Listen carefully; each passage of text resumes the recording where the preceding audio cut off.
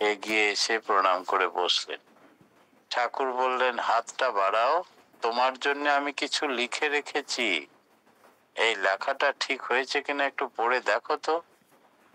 নিয়ে বিশাল একটা পাতাতে পয়েন্ট ওয়াইজ 17টা পয়েন্ট লিখেছেন ঠাকুর। কি করলে ওকালতি ব্যবসা ভালো চলে সব পড়ে পড়ে দেখলেন নির্মলদা, আর ভাবলেন তিনি সব জানেন, তিনি অন্তর্যামী। আমার মনের ভেতরে কি চিন্তা ভাবনা সব তিনি লক্ষ্য করেন, তিনি সর্বত্র বিরাজমান। আমি তো তাকে নিবেদন করিনি, আমি তো ঘরে বসে বসে ভাবছিলাম, আর সেই জন্য আজকে স্নান করে এসছি। তাহলে আর বিলম্ব নয়, আজকেই দীক্ষা নেব। নির্মলদার দীক্ষা হলো। দীক্ষা হওয়ার পরে সেটাকে তিনি বাঁধিয়ে রাখলেন ঠাকুরের নিজের হাতের লেখা এক পাতা, 17টা পয়েন্ট, কি করলে ওকালতি ব্যবসা ভালো চলে। এটি তার জীবনের পাথেয় হয়ে উঠল। পরবর্তীতে দুমকা কোর্টের সিভিল কোর্টে সব থেকে বড় লয়ার, খ্যাতনামা লয়ারে পরিণত হলেন নির্মলবাবু। আমি তাকে দেখতে গেছি বহুবার, অসুস্থ হয়েছে, মৃত্যু শয্যায় শুয়ে আছেন, তখনও গেছি। যাওয়া মাত্রই বললেন, ওই দেখ, উনি বিয়ে থা করেননি, ভাগ্নেটা থাকতো তার সঙ্গে। ভাগ্নেটাকে বললেন, ওই দেখ, আশ্রম থেকে দেবুদা এসছে, একটা চেয়ার দে, বসতে দে, একটু চাটা করে খাওয়া। আগে আমার জন্য আপনাকে ব্যস্ত হতে হবে না, আপনি ঠাকুরের নাম করুন আর শুয়ে পড়ুন। একবার করে জ্ঞান ফিরে আসছে, তখন ওই রকম বকছে, আবার ঘোর লেগে শুয়ে যাচ্ছে। প্রায় আধ ঘন্টা পর আবার জ্ঞান ফিরছে, আবার ওই রকম কর্তব্য কর্ম করছে। তারপরের দিনই মারা গেলেন। নির্মলদার মতো কত দাদা তার কাছে এসেছে।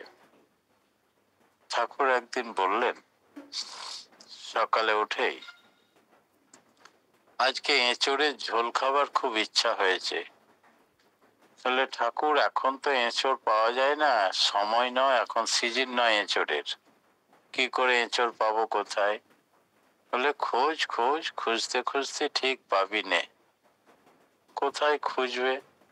ভক্তরা গোটা দুমকা রামপুরহাট পর্যন্ত সমস্ত হাটে ঘাটে খুঁজতে আরম্ভ করলো। অনেক বেলা হয়ে এলো, ঠাকুরের খাবার সময় হয়ে আসছে, এঁচড় পাওয়া গেল না। ঠাকুরের কাছে এসে নিবেদন করলেন, প্রভু আপনি যদি দয়া করে বলে দেন তবেই হবে।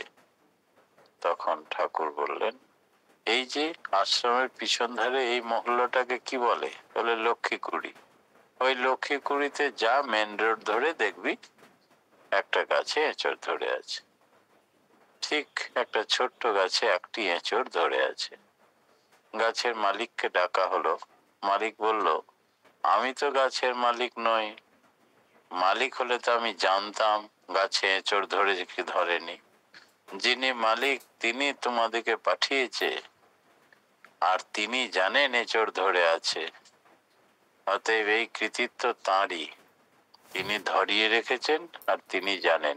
আমি নিজেই জানি না আমি মালিক কিসের। এঁচড়ের দাম তো নেবই না, বরং আমাকে একবার নিয়ে চলুন, সেই মহাপুরুষকে আমি দর্শন করব, প্রণাম করব। সঙ্গে এলেন সেই সাঁওতাল। তিনি সাষ্টাঙ্গে প্রণাম করে বললেন, আমি চিনেছি তোকে, তুই আসল মালিক, দেশ দুনিয়ার মালিক, আমি দীক্ষা নেব। সেই আদিবাসীর দীক্ষা হলো, পরবর্তীতে সস্তায়নী হলো। সব শ্রেণীর মানুষ তার কাছে আসতেন, আর কেউ বিফল হয়ে ফিরে যেতেন না। একদিন খালি গায়ে বসে তিনি আকাশের ধারে তাকাচ্ছেন, এখনই তার শরীর যেন নীলাভ হয়ে উঠছে আকাশের রঙে রঙিন। এখনই তিনি রক্তিম আরক্তিম সূর্যের দিকে তাকাচ্ছেন, তার শরীর গোলাপ ফুলের পাপড়ির মতো রক্তিম হয়ে উঠছে। চেহারারও পরিবর্তন হচ্ছে, রঙেরও পরিবর্তন হচ্ছে। এইরকমটা দেখছেন একটি ছেলে, তার বয়স 14 বছর। তার বাবা হচ্ছে সেবাইত, হাই স্কুলের মাস্টারি ছেড়ে দিয়ে ঠাকুরের সঙ্গে সঙ্গে তার সেবক হিসাবে থাকেন। কেউ বা অর্থ কালেকশনে, কেউ বা যাজন কাজে, কেউ বা হাট বাজারের উদ্দেশ্যে, সবাই বেরিয়ে গেছে। এই বালকটা আছে। সে ঠাকুরের এই রূপ চেহারা দেখছে আর স্তম্ভিত হয়ে যাচ্ছে। হাঁ করে দেখতে দেখতে মুখ থেকে লাল পড়ে গেছে নিজেরই পায়ের টপ করে। আর সেই অবস্থায় তার সংজ্ঞা ফিরেছে, আর ঠাকুর সেই অবস্থায় দেখে ফেলছে তাকে। ঠাকুর বললেন, এই খোকা, অমন করে কি দেখছিস যে নিজেরই মুখ থেকে লাল পড়ে যাচ্ছে? তোর খেয়াল থাকছে না? আয় এখানে আয় দেখি। ছেলেটা এলো দৌড়তে দৌড়তে। বলে, আগে ঠাকুর, আপনার কখনো রং দুর্বাদল শ্যাম, কখনো গোলাপ ফুলের পাপড়ি, কখনো নীলাভ, এরকম চেঞ্জ হচ্ছে রং এবং চেহারা। আমি কখনো কোনো মানুষের এরকম গিরগিটির মতো চেঞ্জ হয় রং দেখিনি। এটা কি করে হচ্ছে? এই দেখতে দেখতে আমি মুখ থেকে লাল পড়ে গেছে। ঠাকুর বলেন, নিবি নিবি, এইরকম রং চেহারা নিবি? বলে, হ্যাঁ ঠাকুর, নেব। তাহলে বাঘের দুধ ধরে রাখতে গেলে সোনার পাত্র চাই, অথবা যে কোনো পাত্রে বাঘের দুধ ঢেলে দিলে সেই পাত্র ফাটিয়ে সেটা পড়ে যাবে মাটিতে। তুমি নিজেকে সোনার পাত্র তৈরি করে ফেলো, আমি বাঘের দুধ ঢেলে দেব নে। বাচ্চা বুঝতে পারলো না তো। বলে, তুই লেখাপড়া করিস না? বলে, আমার বাবা বলেছে 15 বছর বয়সে আমার মৃত্যু। ঠিকুজিতেও লেখা আছে, আর আমার আয়ুরেখাটা দেখুন কত ছোট। সেই জন্য আমি আর ফর্ম ফিল আপ করিনি, এখন ফর্ম ফিল আপ চলছে ম্যাট্রিকের। বলে, কই দেখি দেখি। সেই শিশুর হাতটা নিয়ে ঠাকুর দেখলেন, হ্যাঁ ঠিকই তো, একেবারে অর্ধেক রে, আয়ুরেখাটা তো নেই। নিয়ে নিজের আঙুলে করে আর একটা হাতে ধরে লম্বা করে টেনে দিলেন। দেখ তো, আয়ুরেখাটা লম্বা হয়ে বেড়ে গেল মনে হচ্ছে। পরম পিতার ইচ্ছায় যদি টিকে যায় তাহলে তো আয়ু বেড়ে গেল। যা যা যা, বাথরুমে গিয়ে সাবান দিয়ে ভালো করে ধুয়ে আয়, দেখি উঠে যায় নাকি। ছেলে দৌড়তে দৌড়তে বাথরুমে গেল, সাবান দিয়ে খুব করে ধুলো। বলে, না ঠাকুর, ওঠেনি, এখনো লম্বায় আছে। বলে, তলে পরম পিতার দয় টিকেই গেল, যা 81 বছর। তোর বাবা আসুক বাজার থেকে, আমি বুঝিয়ে বলবো, ফর্ম ফিল আপ করে দে, ম্যাট্রিক পরীক্ষায় বসে যা। যখন আয়ু বেড়ে গেল, বাজার থেকে তার বাবা যখন ফিরে এলো, তখন বললো, এই তোর ছেলেকে পরীক্ষায় বসতে দিসনি, আয়ু নেই বলে? আমাকে বলিসনি তো কোনোদিন? লাগেন না, বিধাতার কাছে চাইতে নেই। আমি তোর ছেলের হাতটা দেখলাম, আয়ু রেখাটাকে বড় করে দিয়েছি। যা শালা, এবার ফর্ম ফিল আপ করে দিতে বল। লাগে, ফর্ম তো না হয় ফিল আপ করবে, কিন্তু লেখাপড়াই তো করেনি সারা বছর, পাস করবে কি করে? বলে, ফর্মটা তো ফিল আপ করে দে, তারপরে একটা কলম দে আমাকে। পরম পিতার চরণে আমি ঠেকিয়ে এই কলমটা যেন শক্ত করে ধরে রাখে। যেমন বাঁশি আপনি বলে রে, তেমনি কলম আপনি চলে রে। কলমটা ধরে থাকলে কলম নিজেই খড়খড় করে লিখে যাবে সব। তাই হলো। তার বাবা একটা কলম কিনে এনে দিলেন। ঠাকুর অনেকক্ষণ কপালে ঠেকিয়ে তার হাতে দিলেন। কলমটাকে তো ধরে রাখতে পারবি শক্ত করে? লাগে। কলম নিজেই লিখে, পাতার পর পাতা। তখনকার দিনে ফার্স্ট ডিভিশনে পাস করলেন, না পড়েই। সেই লালদা সঙ্গে আমি অনেকদিন সৎসঙ্গ করতাম, তার নিজের মুখের এই ঘটনা আমি শুনেছি। ঠিক 81 বছর বয়সে মারা গেলেন। এরকম কত শত ঘটনা ঘটতো। আমার সঙ্গে থাকতেন দুমকা আশ্রমে সুধীর হালদারদা। তার বাবা ছিলেন ঠাকুরের যাজক, বাংলাদেশ থেকেই তিনি যাজক ছিলেন। ঠাকুর যখন চলে এলেন তখন তিনিও চলে এসেছিলেন এই দেশে। তো আমাকে অকারণে তিনি খুব ভালোবাসতেন। তার নাম হরকুমার হালদার দা। তো একদিন আমি জিজ্ঞেস করছি যে আচ্ছা, আমি তো সবাইকে জিজ্ঞেস করি, আপনি যদি মনে কিছু না করেন একটা প্রশ্ন করব। বলে বলো। আপনি ভক্তি ভাব থেকে নিজে হতেই ভগবানের সেবার জন্য সুধীর দাকে আশ্রমে দান করেছিলেন, না কোনো স্বার্থে পড়ে তারপরে দান করেছিলেন, কথা দিয়েছিলেন, তাই না দান করে উপায় ছিল না তাই দিয়েছিলেন, না স্বেচ্ছায় দিয়েছিলেন? বলে তুমি তো গোড়ায় হাত দিয়ে ফেলেছ। আগে আমার খুব জানতে ইচ্ছে করে কি কারণেই বা দিয়েছিলেন। বলে শুনবে তবে? বলে আমি সেদিন সুধীরের মাকে বললাম আমি দেওঘর যাব ঠাকুরের কাছে, সুধীরের খুব জ্বর এসছে, তুমি চলে যাবে ছেলেটাকে ফেলে? বললো ওই তো আমাদের বাড়ির পাশে একজন হোমিওপ্যাথি ডাক্তার আছে, বাড়াবাড়ি হলে ওকে ডেকে দেখাবে। বলে আমি যাই, মনটা চাইছে আমি দেওঘর যাই, ফিরে চলে আসবো না হয় রাত্রি পর্যন্ত। ভোরবেলাতে উঠে চলে গেলাম দেওঘর, সমস্ত বাধা বিপত্তি ঠেলে। দেওঘরে গিয়ে ঠাকুর প্রণাম করে ঠাকুর ভোগের জন্য পেঁপে আরো কিছু নিয়ে গেছিলাম, সেগুলো দিয়ে আনন্দবাজারে খাওয়া দাওয়া করে বিকেল বেলায় 3টের সময় ঠাকুরকে বলে ঠাকুর আমি সিউড়ি ফিরে যাব। ঠাকুর তখন কয়েকজন সঙ্গীদের নিয়ে আশ্রমে হাঁটছেন, আর তার সঙ্গে সঙ্গে পারিষদরাও হাঁটছেন। যতবার তার আগে গিয়ে বলছেন যে আমি বাড়ি যাব, ততবার ঠাকুর তাকে পরিক্রমা করে এক পাক ঘিরে নিচ্ছেন, কোনো কিছু মুখে বলছেন না। তখন ননিদা এবং অন্যান্য ভক্তরা বললেন আপনি বুঝতে পারছেন না বারবার কেন নিবেদন করছেন? আপনাকে গণ্ডি বেঁধে দিচ্ছেন ঠাকুর, নিজের টানে যদি আপনি থেকে যান আপনার মঙ্গল হবে। মুখে তিনি আদেশ করবেন না, ঈশ্বরের ইঙ্গিত বুঝে তার টানে নিজে নিজেই থেকে যান, তাতেই আপনার মঙ্গল হবে। বলে ঠিক আছে তাই হবে, কিন্তু ছেলেটার আমার জ্বর, ফেলে এসেছি। বলে যা আছে আছে, ঠাকুর বুঝবেন। তাই রাত্রিটা থেকেই গেলেন। এবার সকাল বেলায় প্রার্থনার পরে আবার প্রণাম করে নিবেদন করলেন আগে ঠাকুর আমি বাড়ি যাব। ঠাকুর বলেন খুব ভালো, সাবধানে যাবে।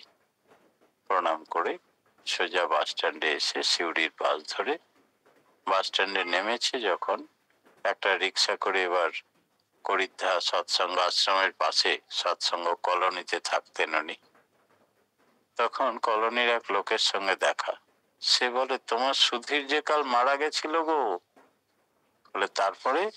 বলে বাড়িতে যাও, গিয়ে সব শুনবে। সে আরো উৎকণ্ঠা নিয়ে রিক্সা করে আসছে। বাড়িতে এসেই ঠাকুর প্রণাম করে তার স্ত্রীকে বলল সুধীর কোথায়? বলে সুধীর খেলতে গেছে। বলে কালকে কি হয়েছিল? বলে কালকে সে এক কাণ্ড। সন্ধেবেলায় সুধীরের টেম্পারেচার 4-5, জল ঢেলেই যাচ্ছি মাথাতে, কিছুই কাজ হচ্ছে না। হোমিওপ্যাথি ডাক্তারকে ডাকলাম, কিছুই লাভ হলো না। লাস্টে নাড়ি বন্ধ হয়ে গেল, সুধীর মারা গেল। ডাক্তারবাবু বললেন ডেথ। এমন সময় তাকে বাইরে বার করা হলো, কাঁচা বাঁশের ছাঁচা তৈরি করে সেখানে শুইয়ে দেওয়া হলো। আর আমি ভাবলাম ঠাকুর তো সব পারেন, তিনি তো বিধাতা, একবার দেখি না শেষ চেষ্টা করে। আমি ছুটে এলাম ঘরের ভেতরে, মাথা ঠুকে ঠুকে কেঁদে কেঁদে বললাম ঠাকুর এই মরা ছেলেটিকে তুমি যদি জ্যান্ত করে দিতে পারো, আমি কথা দিচ্ছি তাকে তোমার কাজে লাগিয়ে দেবো সারা জীবন, তোমাকে দান করে দিলাম, তুমি বাঁচিয়ে দাও, তবুও তো আমি দেখতে পাবো আমার ছেলে আছে, তোমার কাজে আছে। কিছুক্ষণের মধ্যে এক জটাজুটোধারী সন্ন্যাসী এলো কমণ্ডল হাতে। সে বলল क्या हुआ? তাহলে বাচ্চা মার গিয়া। তাহলে খোলো इसका बंधन খোলো। খুলে দিল। চোখে মুখে ওই কমণ্ডল থেকে জলের ছিটা মারলো, বিড়বিড় করে কি যেন বললো। তারপরে ছেলে আবার তাকালো, বলে যাও ইসকো ঘর লে যাও। ওর মা চেপে জড়িয়ে ধরে বুকে করে ঘরে নিয়ে এলো ছেলেকে। সন্ন্যাসীর কথা কেউ ভাবলো না, দেখলো না, সন্ন্যাসী কোথায় উধাও হয়ে গেল। অনেক মানুষ সমালোচনা করলো, মৃত ছেলেকে ঘরে ঢোকাতে গেলে বিধান আছে, তুমি এইভাবে নিতে পারো না। বলে আমি কোনো বিধান মানি না, আমার ঠাকুর ফেরত দিয়েছেন, আমি নিয়েছি, বেশ করেছি। তাই রাত্রিতে এসে গরম দুধ খেয়ে শুয়ে পড়েছিল, সকালে উঠে মুড়ি চিনি জল খেয়ে কোথায় ঘুরতে গেছে। ঘটনা শুনে তো অত্যাশ্চর্য। ঠাকুরের কাছে নিবেদন করা হলো, ঠাকুর ছেলেকে আপনাকে দান করা হয়েছে। ঠাকুর বললেন এখন তোমার বাড়িতেই থাক, একটু বড় হোক, তারপরে আমার কাছে নিয়ে আসবে। ঠিক যখন 18 বছর হলো, সুধীরকে নিয়ে গেলাম। ঠাকুর বললেন ওকে রেখে চলে যাও, ও মন্দির তৈরির কাজে লাগবে, দেখাশোনা করবে লেবার। তাই দুমকা মন্দিরের লেবার দেখাশোনার কাজে রেখে ওই মন্দিরের কনস্ট্রাকশনের কাজের দায়িত্ব সুধীরদার হাতে পড়ল। তাই Sudhir Haldar full time worker সেই মন্দিরের ছিলেন। বর্তমানে তিনিও নেই, চলে গেছে। যাই হোক, সেই বিধাতার আশ্রমে আমিও ছিলাম বহুদিন।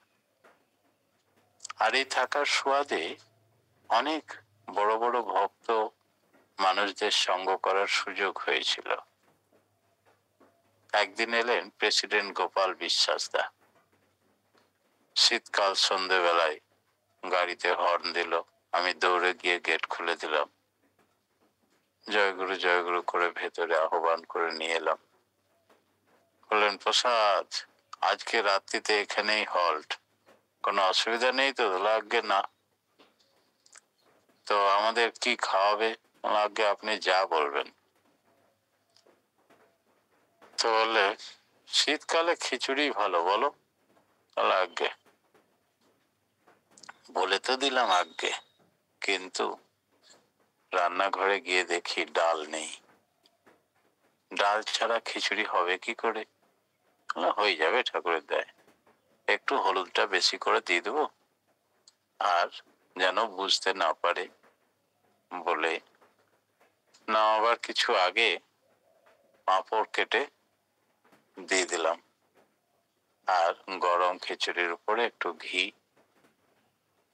একটু আচার, এসব সাইডে দিলাম। খাওয়ার পরে প্রেসিডেন্ট গোপাল বিশ্বাস দা ভজন দীক্ষিত, ভজন মন্ত্রে দীক্ষিত, তিনি বললেন স্বর্গের অমৃত খাচ্ছি, অপূর্ব। আমি ভাবলাম সৎসঙ্গীরা কখনো খারাপ জিনিস দেখতেও পায় না, খারাপ বলতেও জানে না, সবকেই অপূর্ব বলে, সুন্দর বলে, তার কারণ তারা নিজেরাই সুন্দর। সকালবেলা যখন হাতে থানকুনির পাতা দিলাম, তখন আবার জিজ্ঞেস করলাম, দাদা সত্যি করে বলুন তো খিচুড়িটা কেমন হয়েছিল?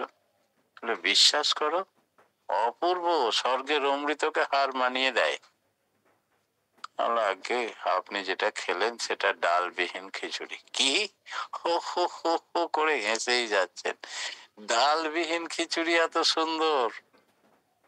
তাহলে আগে তো আপনাকে একটা প্রশ্ন করব, বহুদিনের ইচ্ছা, তাহলে বলে ফেলো।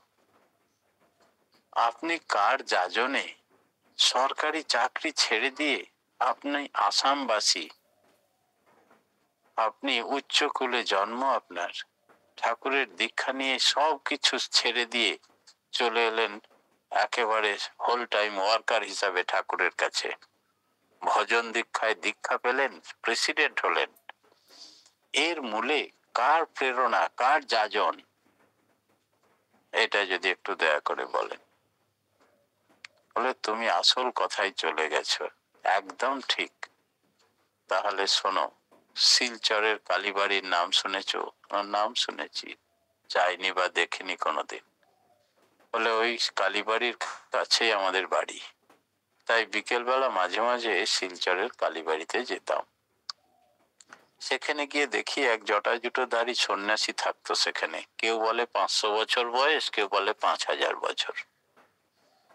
যখন সেখানে গিয়ে হাত পাততাম তো মৃদু মৃদু হাসতেন আর চরণামৃত দিতেন। কথাবার্তা খুব কম বলতেন। আন্ডারগ্রাউন্ডের ঘরে দিনরাত ধ্যান করতেন। এত বড় বড় জটা যে দাঁড়ালে পা পর্যন্ত মাটিতে নুয়ে পড়তো। কখনো রাগতে দেখিনি। হঠাৎ একদিন কালীবাড়িতে ঢুকেই দেখছি উনি খড়ম ছুঁড়ে মারছেন, আর সেই ছেলেটা প্রাণ ভয়ে পালিয়ে যাচ্ছে, আর তাকে অকথ্য ভাষায় গালিগালাজ করছেন।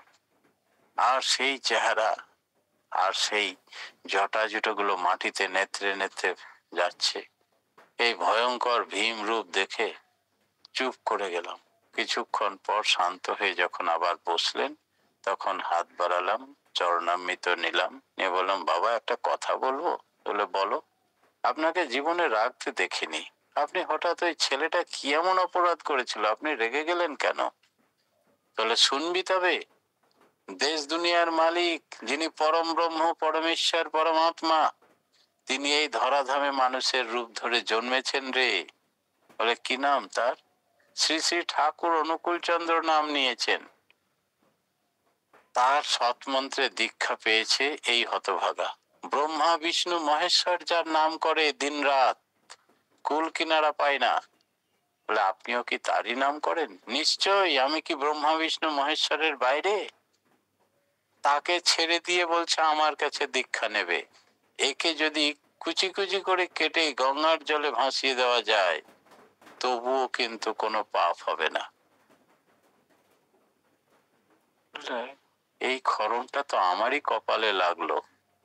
আমিও ঠাকুরের দীক্ষিত, এখনো দিব্যি বহাল তবিয়তে চাকরি করছি, স্ত্রী পুত্র পরিবার নিয়ে থাকছি। আমারই হুঁশ কোথায় ফিরেছে দেশ দুনিয়ার মালিককে ছেড়ে দিয়ে? আমি গম্ভীর হয়ে চিন্তা করতে লাগলাম। রাত্রে ফিরে এসে রেজিগনেশন লেটার লিখলাম। ভোরবেলায় চলে গেলাম একেবারে বাংলাদেশ। ঠাকুর আকর্ষণ করলেন, একটা ঘর দিলেন থাকতে। দিনরাত হু হু করে নাম হতে লাগলো, নামের বন্যা, ফোয়ারা, কিছুতেই বন্ধ হচ্ছে না। শঙ্খধ্বনি, ঘণ্টার ধ্বনি, মুরলীর ধ্বনি শুনতে পাচ্ছি। ঠাকুর বললেন, কিরে শুনতে পাচ্ছিস? তাহলে আগে। তারপরেই আমার ভজন দীক্ষার ব্যবস্থা করলেন। কিছুদিন পরেই প্রেসিডেন্টের পদে দিলেন আমাকে। আর ওই সাধু বাবাই আমার আসল প্রেরণা বা যাজক। ওই খড়মটা আমার কপালে লাগা উচিত ছিল, সেই ভেবেই আমি এই সিদ্ধান্ত নিয়েছিলাম। যতদিন না পর্যন্ত আমাদের জীবনে ওই রকম আঘাত আসে, ততদিন পর্যন্ত আমরা বিধাতাকে ভুলে প্রবৃত্তির সংসারে মত্ত হয়ে থাকি। ইষ্টের চেয়ে থাকলে আপন, ছিন্ন ভিন্ন তার জীবন, সেই জন্য আমাদের জীবন ছিন্ন ভিন্ন হয়। পরম পিতার রাঙারাতুল চরণে প্রতিবোধ থেকে সার্বিক মঙ্গল প্রার্থনা জানিয়ে আমার ক্ষুদ্র বক্তব্য এখানেই শেষ করলাম। জয় গুরু।